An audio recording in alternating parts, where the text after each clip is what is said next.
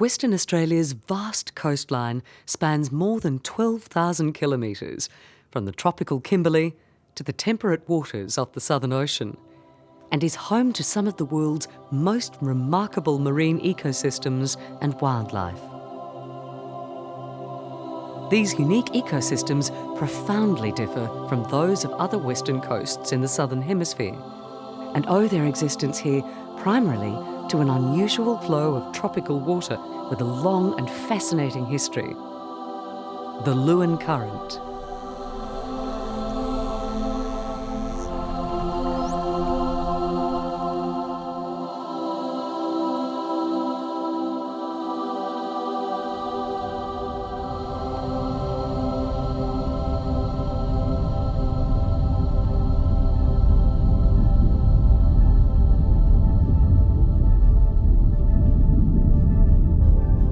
Surrounded by the vast oceans of the Southern Hemisphere at the latitude of Southern Africa, Australia is on a lonely drift towards the equator, a journey that commenced tens of millions of years ago, yet continues to have an impact on our environment. Oceans in the Southern Hemisphere tend to have an anti-clockwise rotation, which usually creates a warm southward current along the east coast of a continent and a cold northward current off the west coast. Satellite sea surface temperature images reveal that this trend applies to both the southern Atlantic and the southern Pacific Oceans, resulting in broad and cool northward currents off the west coasts of southern Africa and South America, known as the Benguela and Humboldt currents. Much closer to the coast, oceanic circulation has little influence, as the shallow waters of the continental shelf are far more susceptible to effects caused by regional winds, with important consequences for the coastal environment and wildlife. Dr. Alan Pearce explains. Off the west coast of southern Africa and South America, we get cool northward currents, which are largely driven by the southerly winds in those places. And associated with those southerly winds, you also get an offshore movement of the surface water because of the Coriolis force that's caused by the rotation of the Earth. And this causes an upwelling or a raising up of the cooler, nutrient-rich water from below the surface. And once this gets up onto the continental shelf, into the photic zone, then you get the phytoplankton blooms, and that's the base of the food chain. And from there, you then get the very rich anchovy and sardine fisheries that we know happen off those coasts.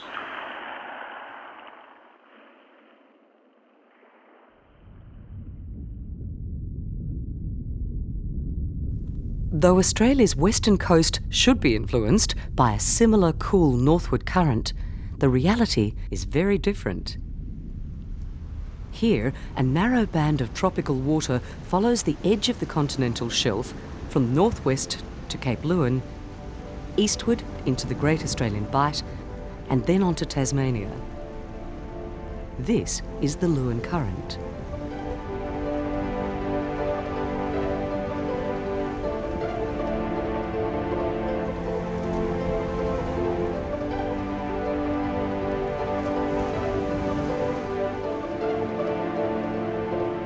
Although we've still got the strong southerly winds, which should tend to cause upwelling, because of the strong Leeuwin current which flows southwards, that tends to get drawn in towards the coast by the Coriolis force, and we get then a downwelling situation on the large scale. So we don't get the consistent large-scale upwelling that is found off South America and Southern Africa. And as a result of this, we don't get the nutrient-rich water coming up to the continental shelf, we don't get the phytoplankton blooms, and our fisheries are completely different. So, instead of being cool and nutrient-rich, the waters off Western Australia are relatively warm and nutrient-poor. And that is precisely why the coastal environment here differs so dramatically from those off the western coasts of Southern Africa and South America. Instead of a wealth of temperate pelagic fish at the surface, many of the state's fisheries resources are found closer to the bottom, in the form of abalone, prawn and lobster, and bottom fish such as snapper, dewfish and demersal sharks.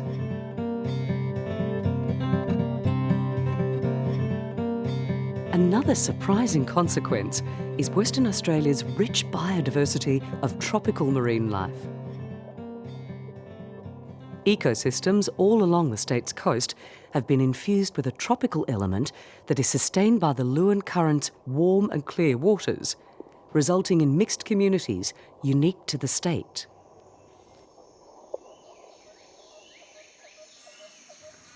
But the impact of the current is not limited to the marine environment. The mild winters and considerable rainfall that define the climate of the southwest are also caused by this tropical current.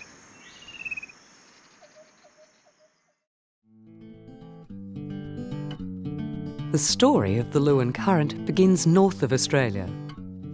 Here, water from the equatorial Pacific flows into the northeastern Indian Ocean, creating a very warm, low salinity pool that is the driving force of the Leeuwin Current. The reason why we have the Leeuwin Current is because there's a gap between Australia and the continents to the north. And so we tend to get a pool of warm, low salinity water flowing through the Indonesian islands and forming a low density pool in the northwest region of Australia. Now this has two effects. One is that this forms one of the sources of the Leeuwin Current. That water then comes down the coast as low salinity Leeuwin Current water. But also, the sea level there is about 0.5 metre higher than the dense, cold seawater south of Australia. And so, just like wind blowing around atmospheric pressure cells, highs and lows, instead of straight out of them, we get an inflow of Indian Ocean water towards Australia, and this merges with the Leeuwin Current, strengthening it. So, as the current comes down the west coast, it is continuously fed with subtropical water from the Indian Ocean, and as a result becomes stronger, cooler and more saline. When it reaches Cape Leeuwin, the Coriolis effect and the regional winds force the current towards the east. From this point on, the wind stress is the main drive, pushing it well past the state border into and beyond the Great Australian Bight.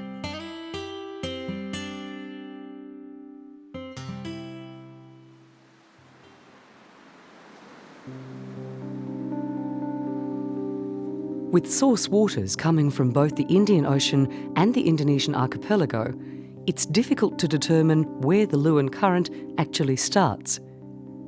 Off Australia's northwest, it is hundreds of kilometres wide, less than 50 metres deep, and slow flowing.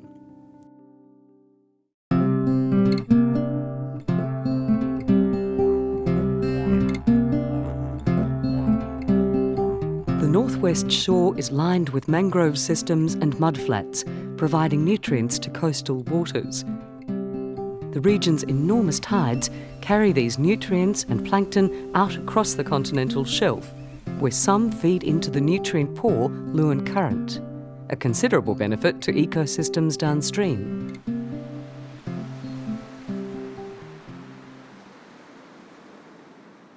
Around Northwest Cape, the northern tip of the west coast, the Leeuwin Current narrows and, for the first time, takes on its familiar appearance as a well-defined southerly flow of tropical water. From here onward, it may taper to less than 50 kilometres wide, deepen to 300 metres and speed up considerably. The core of the current follows the edge of the shelf all the way to the south. Initially, along the Cape Range Peninsula, the continental shelf is very narrow, causing the current to flow close to the mainland. Its warm and clear waters foster tropical ecosystems, and it's no surprise to find the region home to a thriving coral reef that fringes the coast for 300 kilometres, known as the Ningaloo Reef.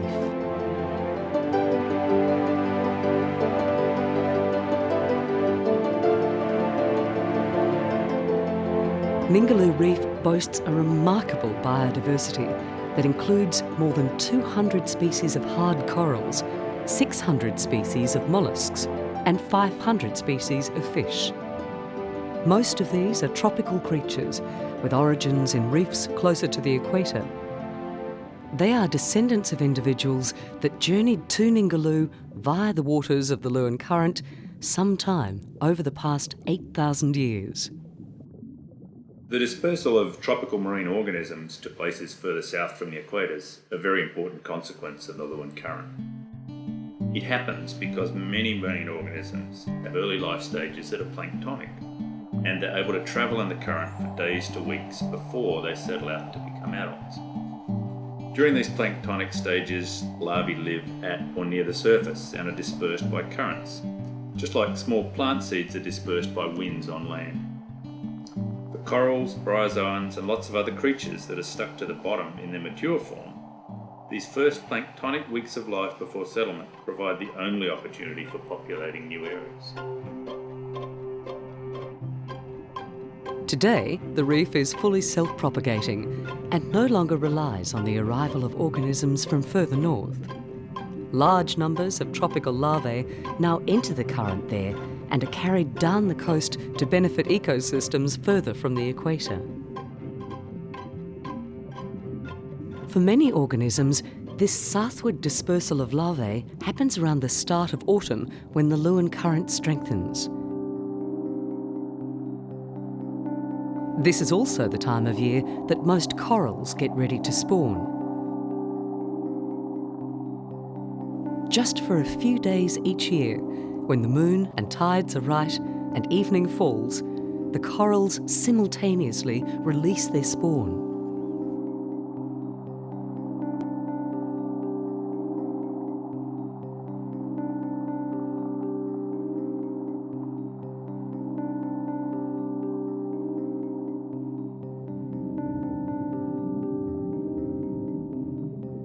All along the northern WA coast, the fertilised eggs turn into coral larvae, and those that do not settle locally are swept up by the Leeuwin Current and transported south. Some of these may now settle on the limestone reefs that surround the islands at the western edge of Shark Bay, where they'll be sustained by meanders of the current that cross the shelf and sweep through the outer bay.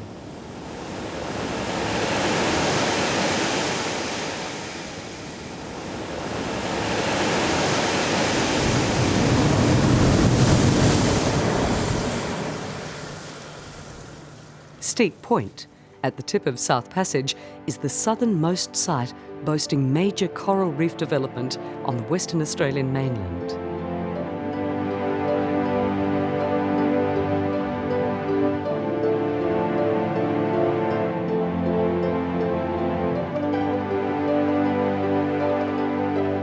The shallow waters that dominate the inner reaches of Shark Bay, however, are more isolated. They're also very saline as a result of high evaporation rates and low rainfall. The salinity and sandy substrate of the inner bays form an ideal environment for seagrasses. An incredible 4,500 square kilometres of the area of Shark Bay is occupied by some of the largest and most biodiverse seagrass meadows in the world.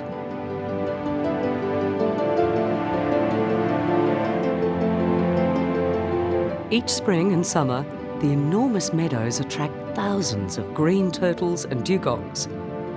These grazers, along with other tropical creatures, such as loggerhead turtles and tiger sharks, annually take advantage of the warm waters along the Western Australian coast to migrate to this remarkable ecosystem.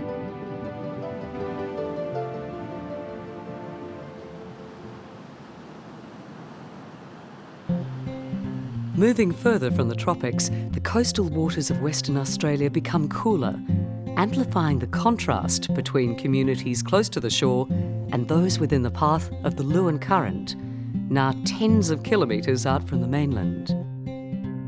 Islands that lie close to the edge of the shelf benefit from the warm, clear waters and an influx of tropical organisms, allowing development of coral reef systems at latitudes where the coastal environment is no longer viable.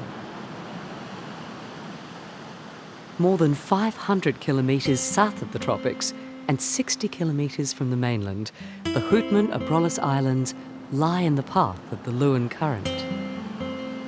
These 122 islands are surrounded by dense reefs consisting of more than 180 species of coral. This pristine coral reef system is recognised as one of the furthest from the equator anywhere in the world. But the remarkable range of tropical organisms at the Abrolhos only tells part of the story. When spring and summer comes, we actually have strong sea breezes. So our wind pattern changes markedly between winter and summer. In winter, we have strong winds during the storms, but there is no preferred direction. In summer, we have strong winds from the south, both due to the pressure gradients in the atmosphere as well as the local sea breezes. So now we have the Leeuwin Current acting against the wind. Sometimes, over 3 or 4 days, when the wind is really strong, we actually have a situation that we can have a countercurrent. So, especially when we have strong sea breezes over several days, then we have the setup of the countercurrents. And these are the Ningaloo Current, which flows between Shark Bay and Northwest Cape. The Cape's Current, which flows from Cape Leeuwin all the way up to the Abrolhos Islands. And then the Crestwell Currents from the Great Australian Bight till Cape Leeuwin. The effect of the wind, together with the Earth's rotation, is to create upwelling. That means that the surface water moves offshore and is replaced by water from beneath. That water usually is cold as well as nutrient rich. But it doesn't really have the big effect that you would have in South America or South Africa, where that increased productivity leads to higher fisheries, because it's still a very shallow upwelling. So even though the southerly winds during the spring and summer regularly lead to northward currents along the coast, the upwelling waters are actually drawn from the adjacent Leeuwin Current and are therefore only a little richer in nutrients. The coastal currents provide northward transport for the young life stages of temperate organisms from the southwest, just like the Leeuwin Current aids in southwards dispersal. The result is that the majority of the west coast is a zone of biogeographic overlap, where tropical and temperate organisms coexist. This is clearly visible at the Abrolhos Islands, where corals and tropical fish form unique mixed communities with a range of temperate algae and other marine life.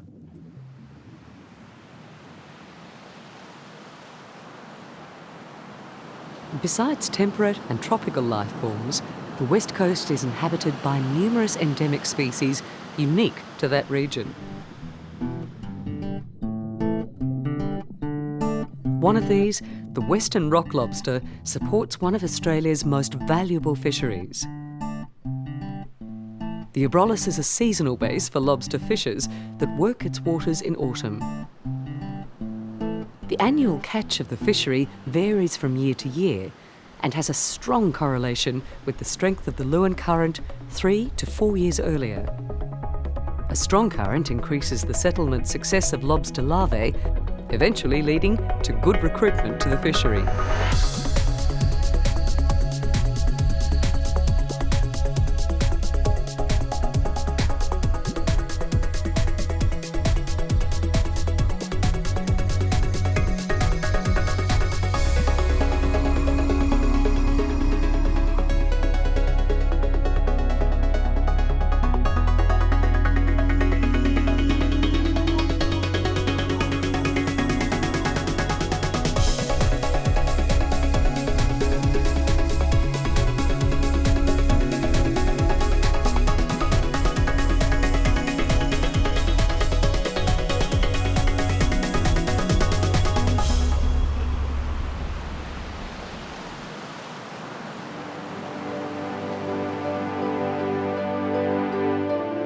Because the Leeuwin Current prevents consistent large-scale upwelling of nutrients from the deep ocean to the surface, the food webs of Western Australia's open waters rely more on local enrichment. Such local concentrations of nutrients can be found in eddies, clockwise or anti-clockwise spinning features generated by the Leeuwin Current. The Leeuwin Current does not flow like a river. In other words, it doesn't flow like a straight line. There is a lot of meanders, it goes offshore, inshore, and moves around quite a lot on its passage from north to south. In particular regions where there is change in the coastline orientation or changes in the continental shelf slopes, we find that it has preferential areas to create eddies or a gyre.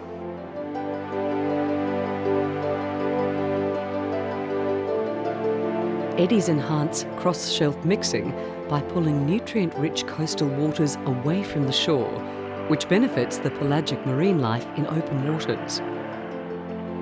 Especially high concentrations of nutrients and plankton are found at the edges of an eddy, and these areas tend to quickly develop into rich habitats that attract bait fish and predators. After 4 to 6 weeks, eddies break away from the Leeuwin Current and drift for hundreds of kilometres into the Indian Ocean, eventually dissipating.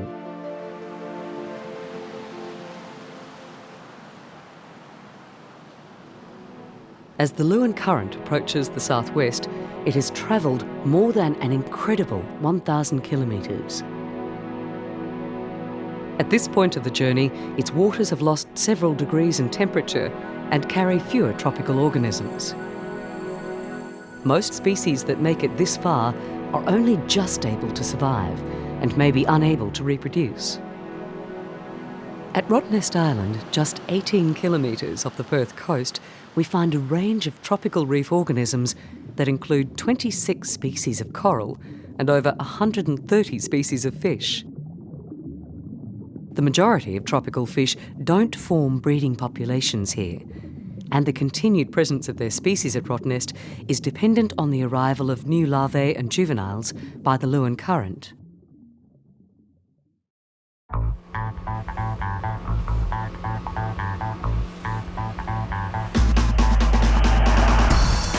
Further up from the mainland shore, closer to the core of the current, recreational anglers can count on the seasonal occurrence of some exciting tropical predators, including Spanish mackerel, sailfish, marlin, and several tunas.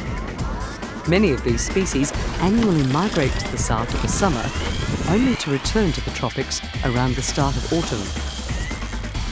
Off Western Australia, however, the Leeuwin Current allows them to travel further south and extend their migration well into autumn or even early winter.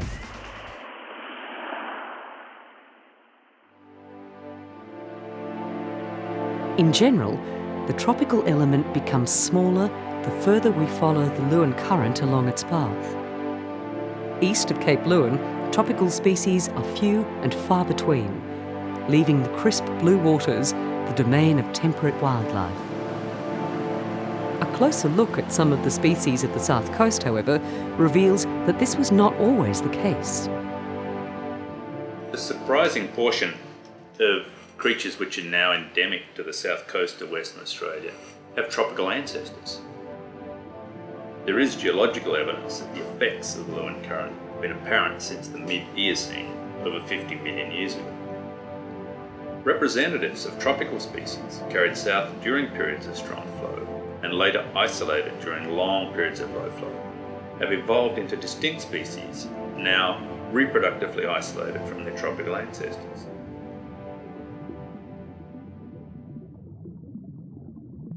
The long history of the Leeuwin Current also reveals itself in the behaviours and life cycles of numerous local organisms. All along Western Australia's coast, creatures have evolved lifestyles that are tuned to the dynamics of the current. Australian salmon, for example, annually migrate to specific spawning grounds in the southwest, a behaviour that allows their larvae and juveniles to enter the Leeuwin Current and to get widely distributed along most of the Australian south coast. As winter sets in, the southwest falls under the influence of low-pressure cells and cold fronts, frequently accompanied by westerly winds.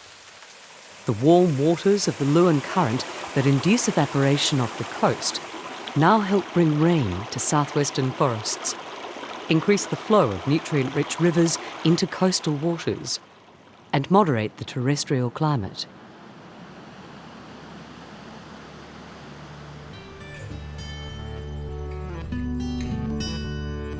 When the waters of the current finally flow past the Western Australian border on the south coast, the journey is far from over.